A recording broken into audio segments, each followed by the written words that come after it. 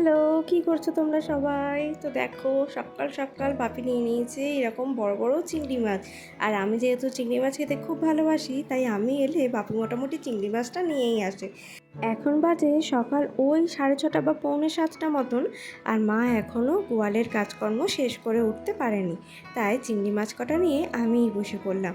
এই দেখুন সব কিছু কেটে বেছে একদম নুন হলুদ মাখিয়ে রেখে দিচ্ছি। মা আসলে পর এদিকে এঁচোড়টা কাটবে, আর তারপর আজকে হবে এঁচোড় চিংড়ি। এঁচোড়টা আমি খুব একটা ভালো কিন্তু কাটতে পারি না, তাই মাই কিন্তু এদিকে এঁচোড়টা সুন্দর করে কেটে নিল। মা আবার বলছে মা নাকি এইভাবে এঁচোড় কাটাটা ফেসবুকে একটা ভিডিও দেখেই শিখেছে। তাই দেখুন মাও কিন্তু এদিকে এঁচোড়টা খুব সুন্দর করে কেটে নিল। আর এরপর এই যে হাতে আঠা লেগেছিল সেটাও কিন্তু সরিষার তেল দিয়ে একদম হাত পরিষ্কার করে নিয়েছে। আর দেখুন কি সুন্দর এঁচোড় কাটা হয়ে গেছে। তো এরপর হবে এঁচোড় চিংড়ি।